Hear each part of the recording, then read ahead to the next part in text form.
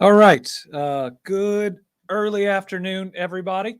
We are here for our Team Kentucky update.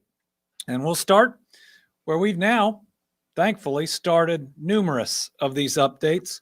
More jobs. We have an economy that is on fire. We've already broken every annual record that can be broken. We have more investment, crossing over $10 billion of new investment this year alone. And in between Monday and today, we've had another jobs announcement. So earlier this week, again, we highlighted that incredible economic success. But yesterday, we announced that NEMAC USA Inc. will expand its NEMAC Kentucky operation in Glasgow. $27 million expansion that's going to create 170 new full-time jobs.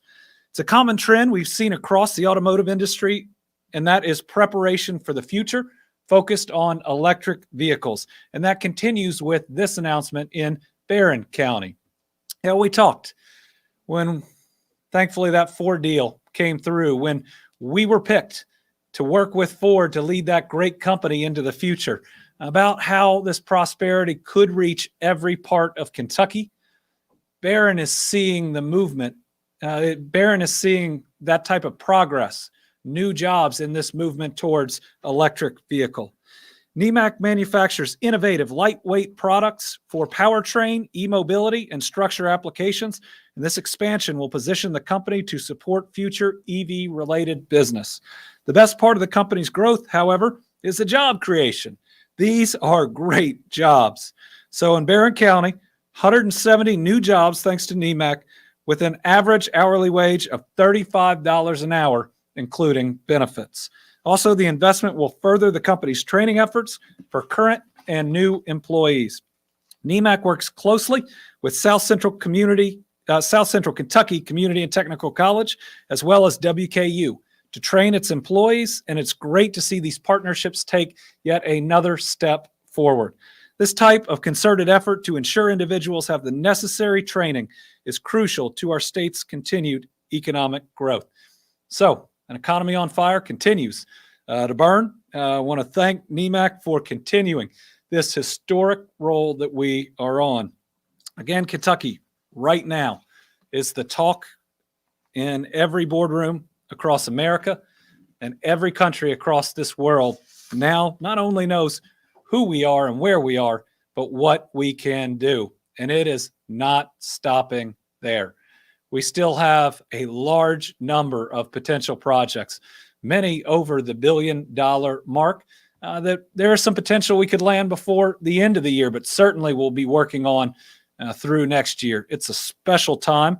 It's a time where we are getting so close to living out that dream that our kids will never have to leave our state or their community, because every opportunity isn't available to them right there. That is every Kentucky parent's and grandparents' dream.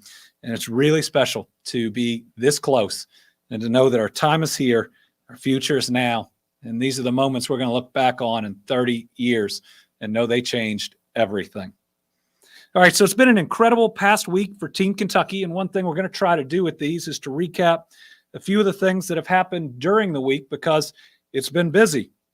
I had an opportunity to meet His Excellency, Mr. Koji Tomita, Ambassador of Japan to the United States. We discussed the country's longstanding partnership with our Commonwealth and how we can work together to build a bright future right here in Kentucky. See, Japan is Kentucky's largest international investor and the largest international employer, with an especially strong presence in Georgetown and in Lexington. More than 47,000 Kentuckians are employed by Japanese-owned businesses, and 200 facilities in Kentucky are operated by Japanese-owned companies.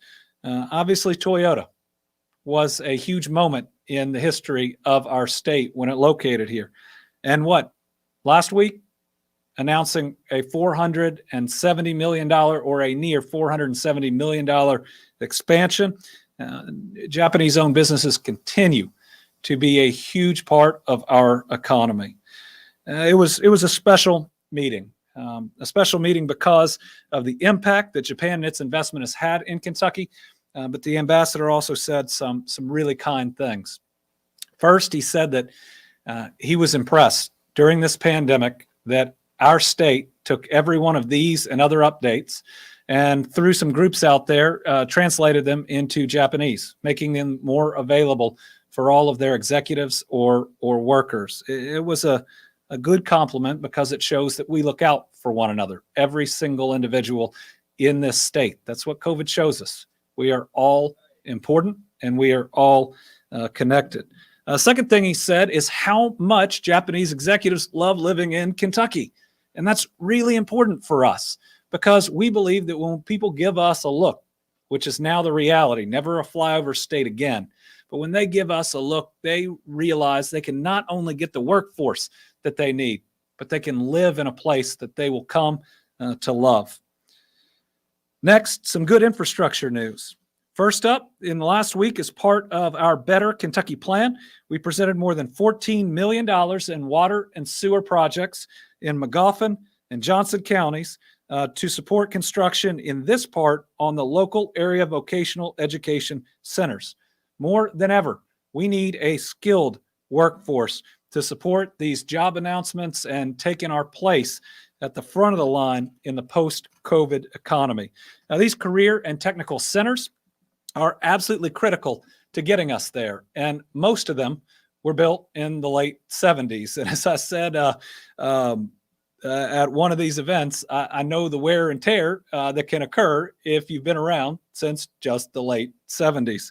But when you think about how our economy has changed and the importance, by the way, this is the first time that kid had ever held $10 million. He almost dropped it. When you think about how much the workforce has changed, we got to change those facilities too.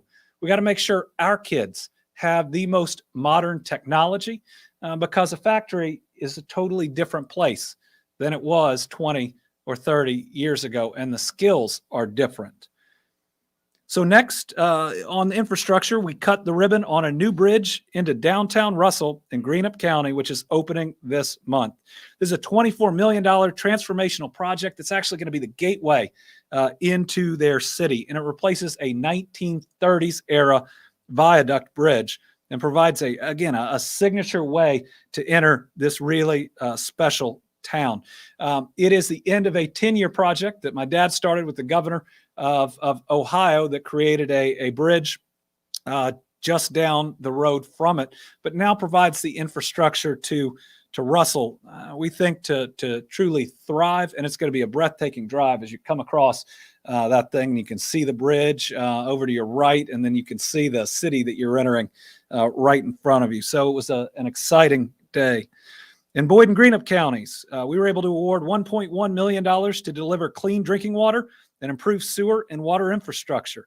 Again, these are part of that Better Kentucky plan, which tries to realize our value, that clean drinking water is a basic human right, and it ought to reach every single family and every single household. On top of that, we work to become more resilient.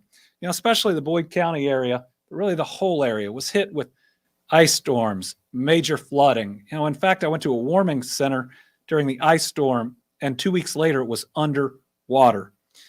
So we presented more than $800,000 in flood control funding for Boyd County, and then $530,000 in school safety funding for Greenup County.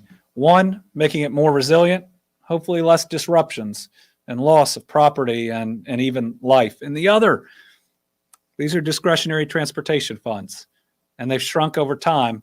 But in many ways, that made us answer the question, what is most important to us? We are the best state at logistics in this country. We can get cargo anywhere in time for that company. But the most precious cargo we ever transport are our kids. Our kids get in a car to go to school every day, and their safety going back and forth is paramount. So these dollars, which we're awarding, it's almost all the discretionary dollars that was provided to me in transportation, all going to school safety projects, and even did the analysis to determine where the most dangerous areas were, and we are correcting them. All right. So next, we have an update on flooding assistance for Nicholas County, and we have the county judge executive here with us, Judge Steve Hamilton. As Judge knows, I declared a state of emergency on August 3rd after the county received what seemed like wasn't even possible, 4.07 inches of rain in a 2-hour period, though I know some areas may have gotten even more than that. There was a period overnight from July 29th to 30th, so some people even woke up with their home already being devastated. It caused major flash flooding, resulting in numerous high water rescues, multiple road closures, and sadly, one fatality, one lost life of a Kentuckian. During this event, the rainfall exceeded the 1,000-year return rate. We had FEMA teams conduct damage assessments. Lieutenant Governor and I also toured the county to view the damage and to commit to help. We opened a multi-agency recovery center to assist residents of Nicholas County so they wouldn't have to go to 6 or 7 agencies. They could see everybody they needed to in one trip. And after all the assessments were in, we submitted the request to FEMA for a major disaster declaration. Unfortunately, it was turned down in large part because this was so localized and that program is designed for more regional disasters, and we appealed. But our appeal was unsuccessful.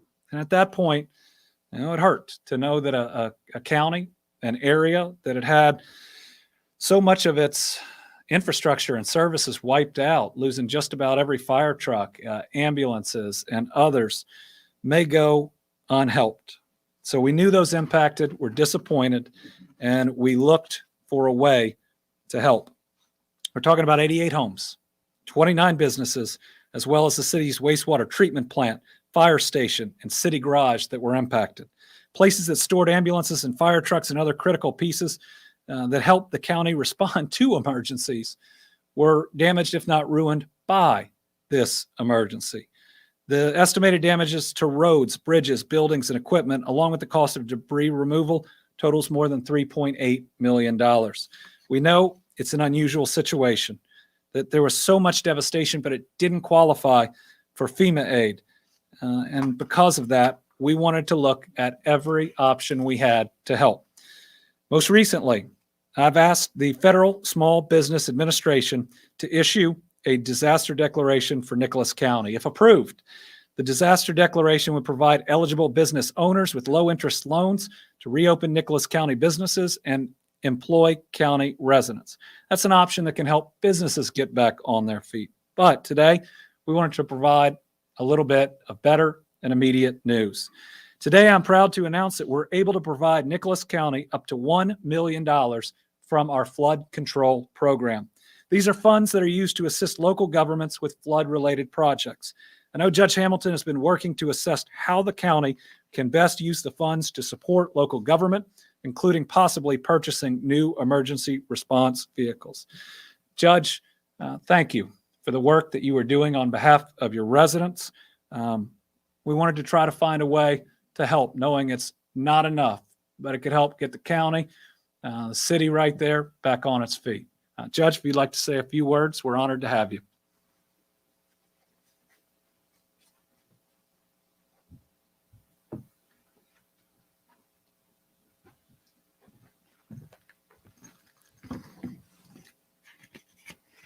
Thank you, Governor.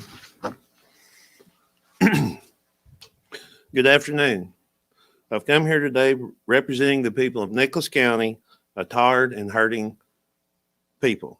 As you're aware, our community suffered unprecedented devastation in late July as ravaging floodwaters under cover of darkness floundered a path leaving behind death, destruction, and heartache. We lost a precious soul whom our community mourns.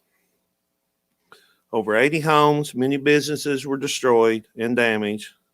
Many lost everything.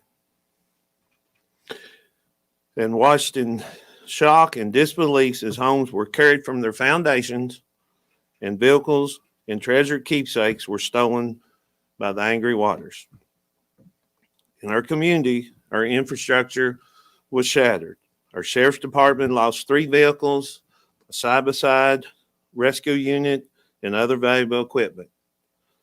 Our fire department lost 2 fire trucks, 5 were severely damaged, Our ambulance service was completely displaced, and 2 of our ambulances were totaled and another damaged out of 4.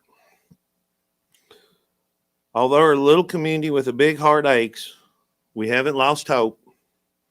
We will not give up, and we are bound together in love of community, tradition, our hometown goodness, and desire to overcome.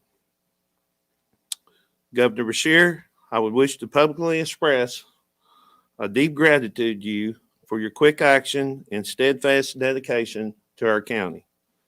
By 8 a.m. the Friday morning following the disaster, the governor was immediately in touch with me, and we had submitted to him a declaration of a state of emergency.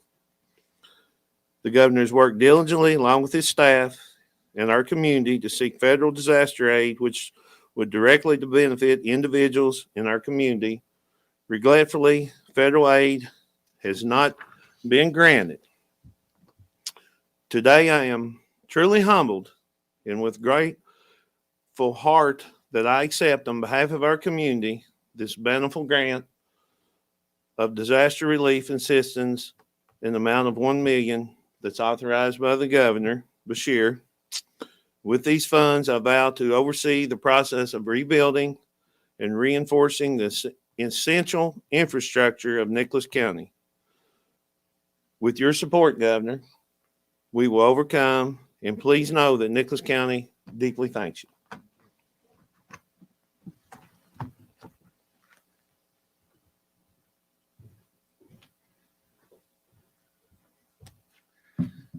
We thank the judge for his leadership, which is never more important than in times of great difficulty.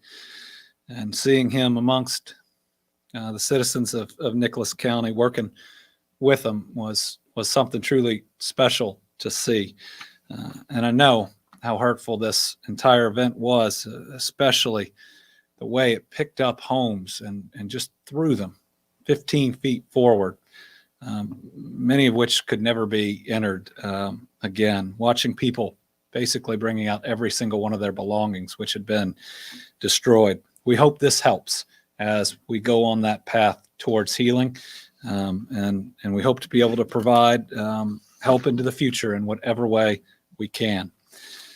All right, we'll now move into our COVID update portion, whereby I'll start and then we'll turn it over to Dr. Stack.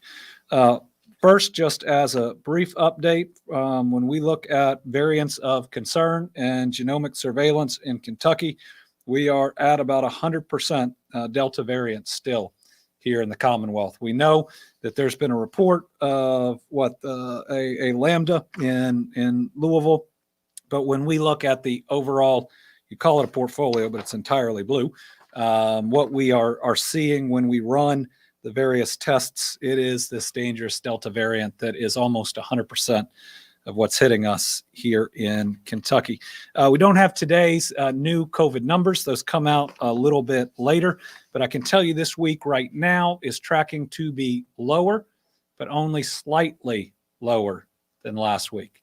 It does give us some pause about whether or not our decline is slowing. Certainly the curve of that decline, the slope will not be as significant this next week. Our hope is that is just a 1 week issue or incident, but I do think as we look through some of the graphs, which we will, what we'll see is the slope of hospitalizations, ICUs, ventilators is all starting to become less severe. It's starting to look like it may be approaching and or reaching a plateau. Let's look at hospitalizations for one. Now, as you can see, we had an incredibly steep rise. By the way, we still haven't seen all the ramifications of this much disease and this much hospitalization. We got reports and we reported deaths primarily that have come in during that time from local health departments and others. We are now starting to receive a lot of death certificates that will be on reports moving forward that physicians and others couldn't get finalized with so much work and being so overwhelmed. So we have yet to see the true toll on human life that the peak that we see there in hospitalizations caused. But I do want to point out it is still declining, and that is good. But we got to really watch the rate of the decline, which at the beginning when it started declining, it went down really fast, which we're grateful for. But it certainly appears to be slowing, and we will watch that. We'll talk about it again on Monday. Intensive care unit, again, the same. Again, it is continuing to drop, which is positive, but we're starting to kind of see a bend in the slope of that graph and in our numbers, and a little bit as well in terms of ventilators. What strikes me here is just how much higher the peak with the Delta variant for ventilators was as compared to the Delta variant, which is the other spike that you see there, a much more deadly variant, but thankfully had more people vaccinated and we had more tools to fight it, which we hope if we have any other surge in the future, more people are vaccinated and boosted, which I'm about to get here in a minute. But if we continue to do that and improve the way that we treat for COVID, again, we are better at fighting it each time that we'll have to. All right, vaccinations, getting back to being able to do some of the demographic reporting. As of today, 2,563,115 Kentuckians have had at least their first shot of hope. We are continuing to see daily numbers that are anywhere between 1,200 and 3,000, which means those are new Kentuckians getting vaccinated every day. We'd like to have a lot more than that, but hey, we are having people getting vaccinated each and every day. As we look at the breakdown, that is 57% of all Kentuckians. And remember, we just had an age group open up, which Dr. Stack will talk about, that we think there's actually a significant appetite out there, and we're going to have a lot of vaccinations. 12 years and older, this was the previous group authorized, 67%. So that's over 2/3 of everybody that can get a vaccine has gotten a vaccine in Kentucky. Remember, we've been at this less than 2 years. We all want to be over it. So we look at those numbers and say, what about the other third? Which is a good question. And we got to work towards that. But 2/3 of everybody that can be vaccinated in a 2-year pandemic where we've only had vaccines available for part of that, and then even less of that for the 12 to 15-year-olds. And the next number, we just hit a nice new mark, 18 and up. Those are individuals that can make their own decision. Now 70% of all Kentuckians vaccinated. Now, when some of the duplicates were in there that we didn't know, that we corrected, our number was higher than that. But listen, again, 70% of people have gotten the information they need. 70% have trusted in the science and have gone in and have gotten vaccinated. And more people are getting vaccinated each and every day. I think the lesson we got to take is we can't get tired. We can't get frustrated. Let's just keep going. Every new person that comes in is better protected. All right, as we break it down, 75 years and up, 88% of people. The next number I like better, but remember, that's 12% of 75 and up Kentuckians that have not been vaccinated, and those folks are at very serious and significant risk, even with COVID lessening. Okay, the next one, 65 to 74, 92%. I'll just say good job on that one. 50 to 64, 75%. And so, 50 and up, it's at least 3/4 of everybody when you go in that age group. And then we drop off a little. 40 to 49 years, this is my demographic, 2/3 of us. Remember, we're starting to see more and more deaths in this age range. Yesterday, we had 2 49-year-olds on the sheet of Kentuckians that we lost. 25 to 39, 56%. This next one went up a point. 18 to 24, 49%. 16 to 17, 46%. 12 to 15, 42%. I just want to think about the bottom two of those right now. So when school systems are starting to make decisions on what to do, just remember more than half of the kids are not vaccinated. More than half. So you got 20 kids in a classroom, you're going to have 10 that are unvaccinated. And so we need to think about these rates, and counties can break them down and see where they are even in that, in making those decisions. So we are going to continue to report this way, which is first shots. But obviously in a minute, we're going to talk a little bit more about booster shots and why they're so important. But first, Dr. Stack is going to walk us through the great news that we have received, and that is the eligibility of kids 5 to 11 to now receive a vaccine that is tailored for them, that is less in amount, that even is packaged differently. And Brittany and I look forward to Monday when our daughter is going to get vaccinated, because we trust it. We trust the science. She wants it, and we want to beat COVID. Steve?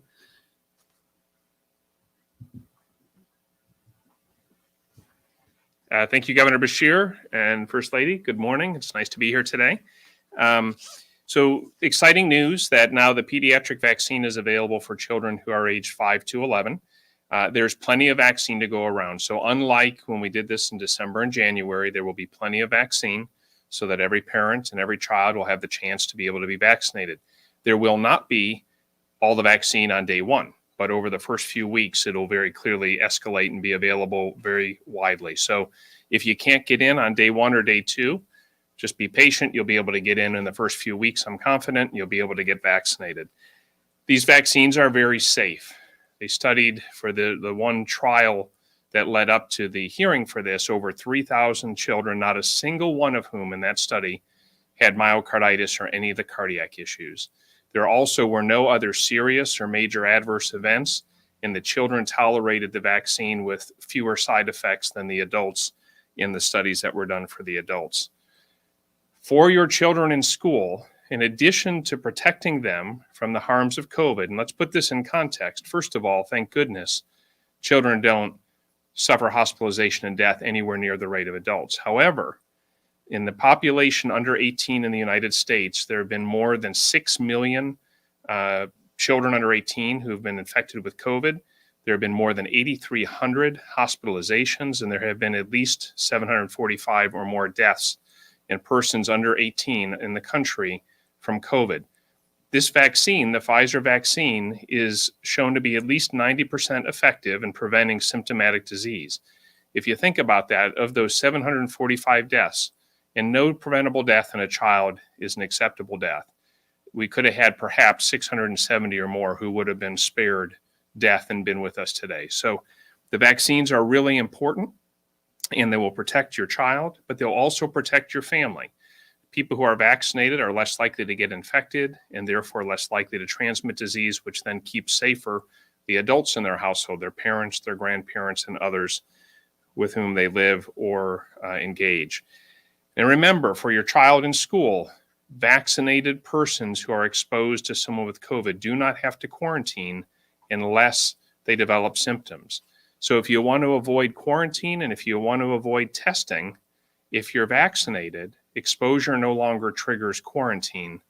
Only actually getting symptomatic then requires quarantine. So it's a great way to protect your child, protect your family, protect your community, and avoid those other consequences that are necessary to keep people safe and ensure all children have the chance to be in school.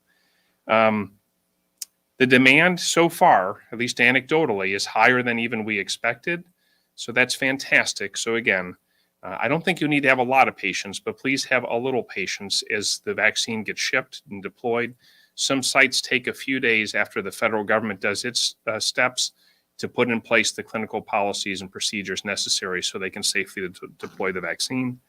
This slide that's up here shows the purple vials are the ones that are for adults. So people who are over 12 in this instance, people who are under 12, it's a specific formulation. It's in an orange bottle. So for all the vaccine sites, and they know this, but just not wanting to ever assume anything, you have to use the orange bottle. You cannot dilute the adult version to make the kids version. We do that with a lot of medicines. You can't do it with this one.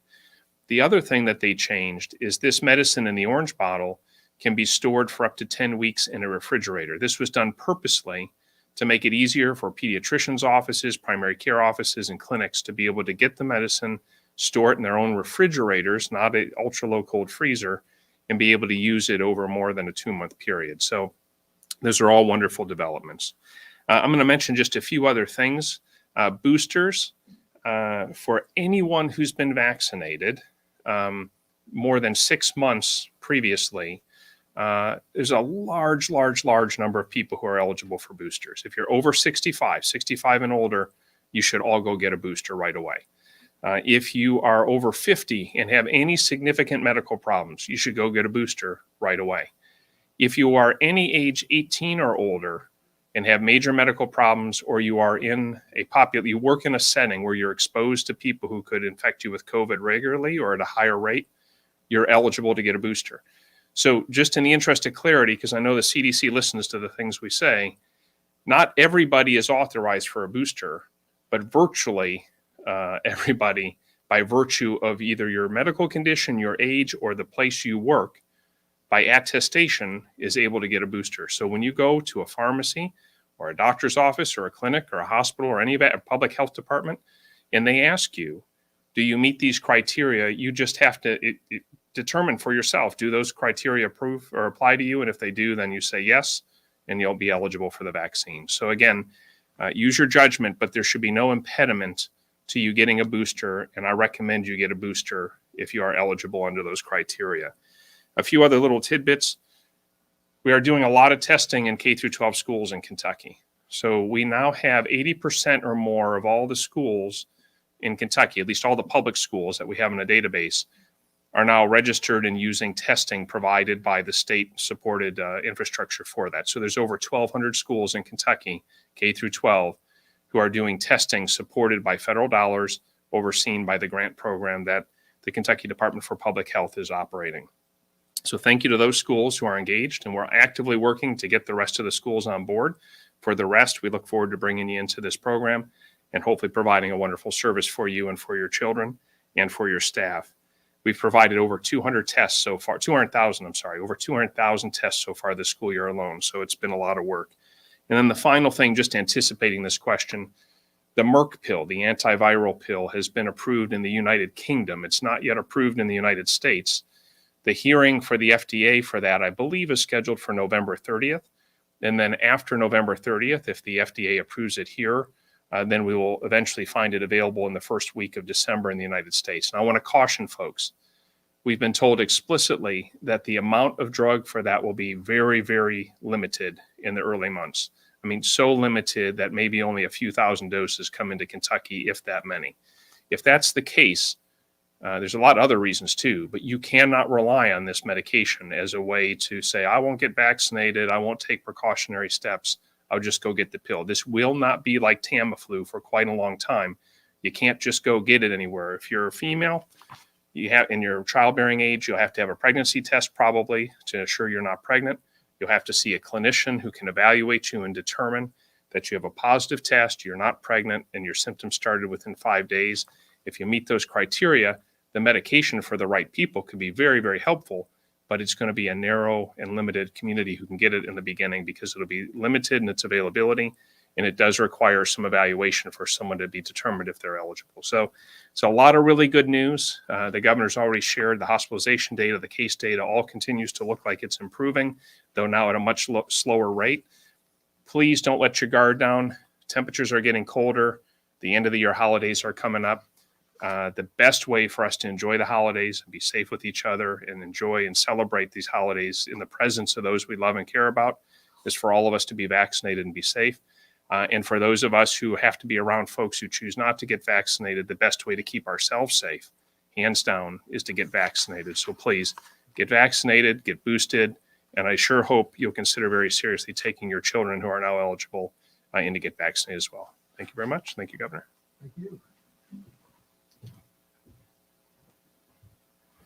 It is great news to see that authorization. And folks, it means that you can get your kids vaccinated by Christmas. Both shots, having that immunity, being safer, getting together with parents and with grandparents. That's really important to us. It's exciting to actually see a couple people give us a call and say, I couldn't get in on the first day. And they're not upset about it. They're excited that other people are signing up at a quick rate. So just remember to have a little patience.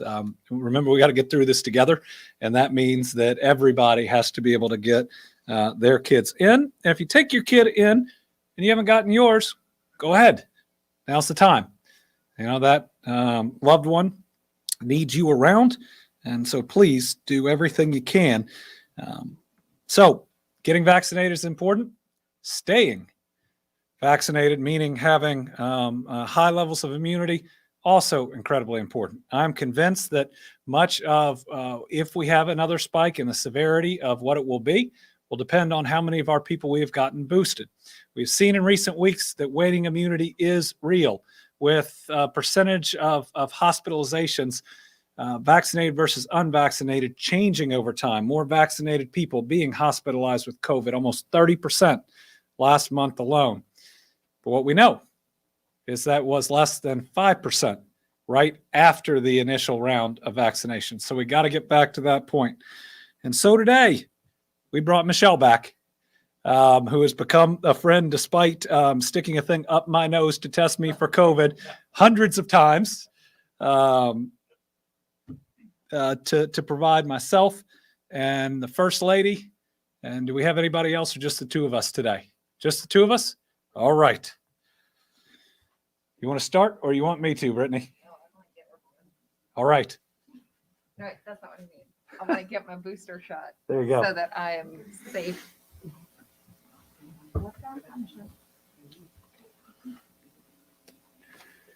So this is Michelle Searcy, the school nursing supervisor at Franklin County Health Department, who is administering our booster shots today. You know, she's been on the front lines of the pandemic since day one, and we've gotten to know her well over these past 19 months. She and her colleagues have done an amazing job. She's going to make sure that you got all that immunity you need.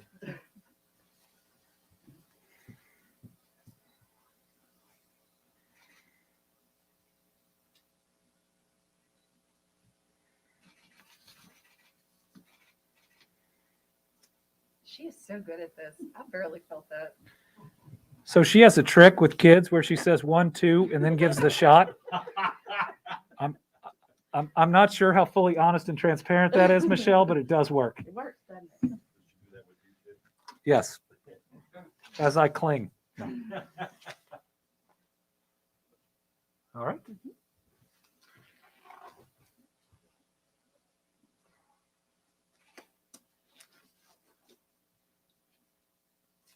I laugh that this is the first shot in my life I'm really excited to get. Whether it was the first or the second or the third.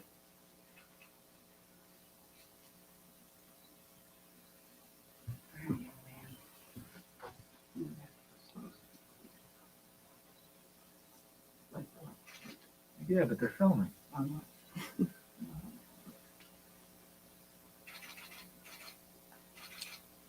All right. Thank you. All right. We even have the Band-Aids. All right. Why don't you do this next part? Oh, yes. We're not quite done with you, Michelle. Oh. Well, Michelle,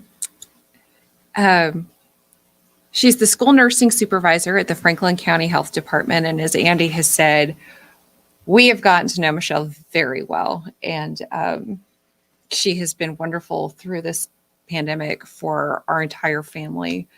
And well, let's see. This is what. Okay. Let's start right there. All right. So, you know, one of the things I've gotten to know about Michelle is how special you are. She is caring and thoughtful, and she absolutely embodies what a frontline healthcare worker is.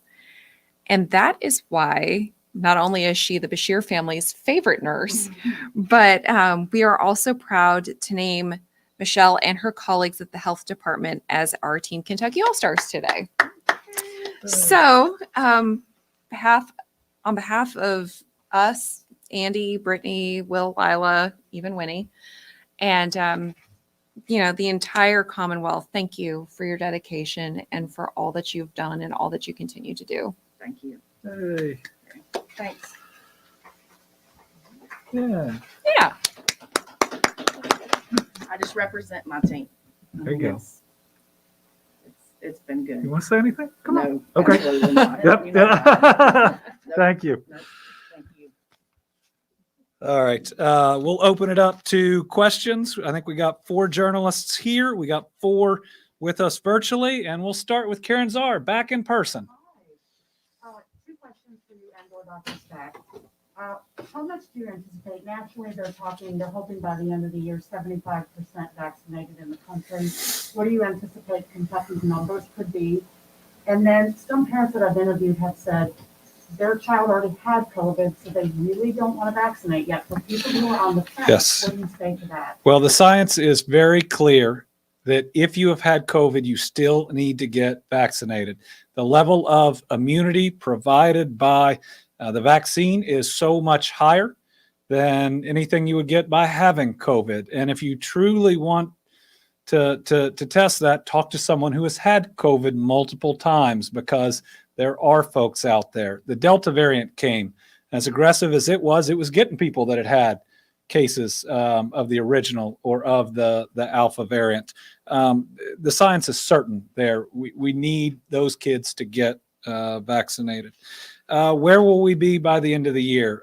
In Kentucky, we won't be at 75%, but with a whole new area, age group being able to be vaccinated, I think that we will see a significant improvement. I believe that we'll be over 60%, and I certainly hope being at 56% of all Kentuckians now.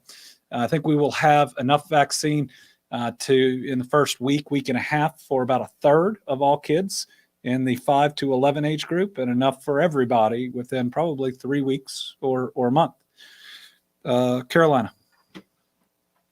How important are these booster shots essentially? Like if a good chunk of the vaccinated population does not receive them, where does that put Kentucky?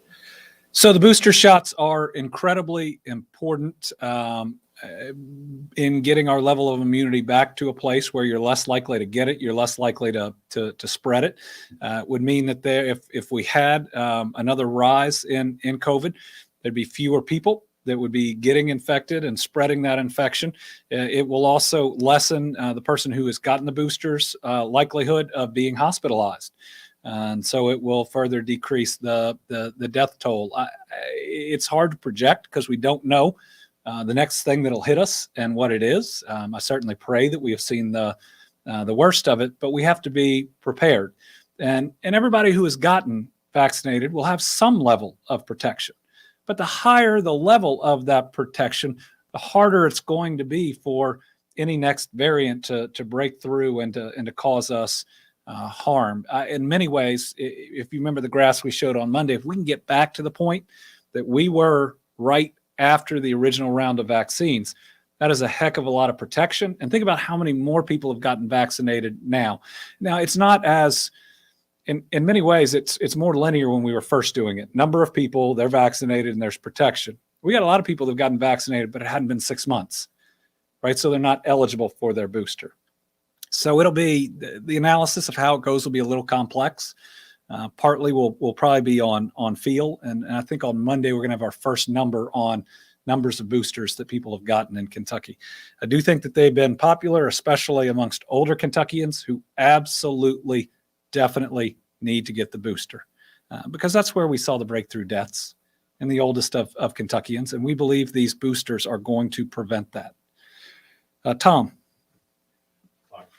Speaking of older people, I've got a question of, there are 11 states, including Ohio, Indiana, and Illinois, who are reporting a huge shortage of snowplow drivers for the this coming winter season.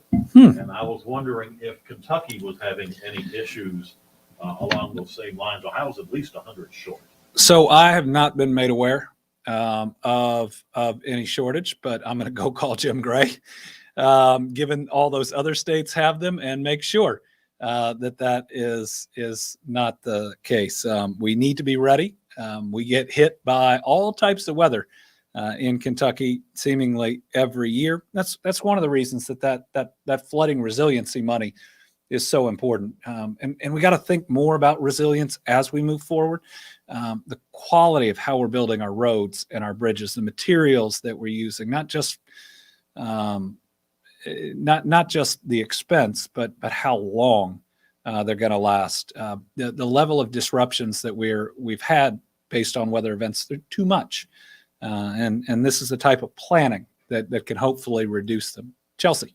What is your response to Biden's latest announcement that companies with more than 100 employees have to implement a vaccine mandate by January 4th or require routine testing? And then what impact do you think that will have on Kentucky's already struggling economy? So first, I think Kentucky's economy is surging. We have some challenges, workforce being one of them, but we would have prayed to be where we are right now a year ago in this pandemic. We've broken every record for new investment. Wages are going up. We're still dealing with some supply chain issues that are causing inflation. It's the supply chain that will work itself out causing that, while at the same time we're getting all this great investment that will be more permanent. But on the what they're calling a vaccine mandate, we believe that we're going to get the final rule today. The U.S. Department of Labor is going to talk about it. I truly do not believe that it is a vaccine mandate. It may be popular to call it that in Washington, but it is a testing mandate. The level of which you have to be tested, or whether at all, depends on whether you're vaccinated. We believe that Kentucky is going to fall in their definition of a major employer. And so we believe that as a state, to comply, we will have to test any unvaccinated state employee once a week. So if that becomes the reality, we're putting together the apparatus to make that happen.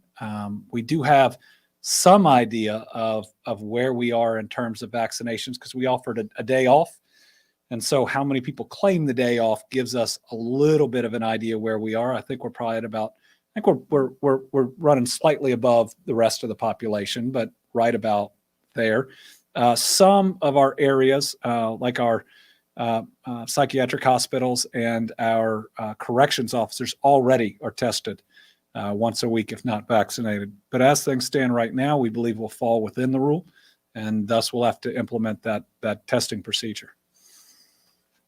Stu Johnson, WEKU. Saw Stu in person yesterday. Thank you.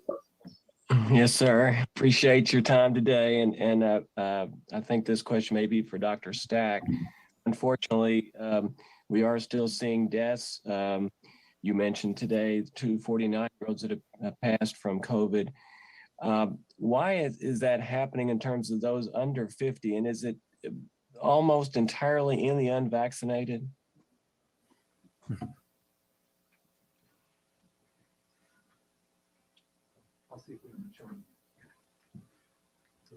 So thank you for the question. It's a good one. First of all, just to prepare people for this, there will be sustained and elevated numbers of deaths reported for the weeks to come and probably through the end of the year. Remember, we had an enormous surge of a really dangerous variant, and a lot of people got sick really fast. The velocity, the rate at which this increased was like a rocket straight up in a vertical climb. And that happened really fast over about 2.5 to 3 months. And so people get sick, people go in the hospital, people who unfortunately die. And then it takes time for death certificates and reporting to happen. And remember, the public health workforce is overwhelmed just like the hospitals are overwhelmed. And so now that system, which normally doesn't operate this rapidly, is going to be processing the aftermath of this horrible surge we just had in the months ahead. So the first thing is just to prepare folks, the governor will be up here announcing, unfortunately, higher deaths over weeks to come, but that is part of the journey we have just now begun to emerge from with the Delta surge. So that's the one thing. For the deaths under 50, there are, I don't know the exact numbers, less than 10 of them. 95% or more of all the deaths under 50 are in the unvaccinated population. I think it's fair to characterize if you die from COVID under the age of 50, it in a way isn't a tragic and optional death. It is an option that was chosen because one chose not to get vaccinated. So under 50, those deaths are very rare, and it's almost all unvaccinated. Even when you're over 70, it's still 2-to-1 odds. Now remember, lots of people over 70 have multiple medical problems, and those are the people who are most vulnerable, but it still reduces your risk by at least 50% of having death if you get real sick from the virus, even if you're in advanced age over 70. So hands down, the vaccines, the data still shows are working wonderfully, but the governor's absolutely spot on. You got to get vaccinated if you're eligible. Now it's your choice, and you still have protection at some level if you're not boosted. So thank you for doing that. That's fantastic. But if you have a chance to get boosted, that's how you get your protection up over that 90% again, to make sure you don't have these risks. And this is the chart we show from time to time on that exact question. You just look at the age group 40 to 49.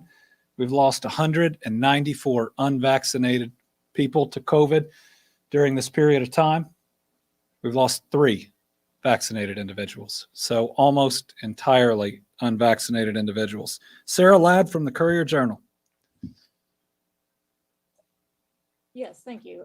Can you talk a little bit about the state, how the state distribution plan works? You know, was it deliberate to ship pediatric vaccines directly to doctors, since surveys have suggested that parents and guardians might trust them a little bit more? Thank you. So we shipped are shipping to as many pediatricians as sign up. They have to sign up with all the federal forms. Now, there are a number of pediatricians that are opting not to, not because they don't believe in the vaccine, they do, but because there's already a separate apparatus set up all over the country of providers. And remember, we've provided this vaccine differently than you get your other vaccines because of how fast we wanted to get it out and how many people need to take it. So a lot of pediatricians will have it right there. A lot of them will talk to families and then help them schedule it at CVS or the rest. I mean, remember also that typically a trip to the doctor is followed by a trip to the pharmacy with that prescription that they hand you. So the ability to get it all done in the same day with your typical and normal movements is still there. Our goal was to have as many providers ready as possible, and school systems themselves are coming on line with different vaccination clinics. Again, if they so choose, the decision to do it now is a little different than in the past because we have so many different providers that are set up, all receiving these. So during your day, if you go to the grocery store, you can get your kid vaccinated. If you go to the pharmacy, you can get your kid vaccinated. At many of our community centers, you can get your kid vaccinated. So many different options, but a lot of pediatricians will have that option for them too. Lawrence Smith, WDRB. Thanks, Governor. A number of counties have dropped into the orange now, and school districts are either relaxing or looking at relaxing their mask mandates, other mandates, especially now with the child vaccine available. What do you think the threshold should be to do that?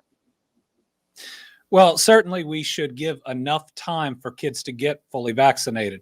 With it taking the 2 shots 3 weeks apart and 2 weeks after that to reach the full vaccination, that's 5 weeks from the first day it's available. And to say we've got a vaccine for kids now, so we're going to drop masks before they can get the immunity that the vaccines would offer would be a mistake. Listen, I think we got a good shot at getting to a place with this virus where we won't need masks in school, hopefully during this school year, but we will not get to that place if we rush the decision. Remember, orange is still a bad color. right? You want to get to yellow or preferably green. It used to be when we reached orange, we were scared, and we should be with the way that it spreads. So, this is a lesson in patience and perseverance. Listen, we've already made the tough decision, these school districts, to require masks.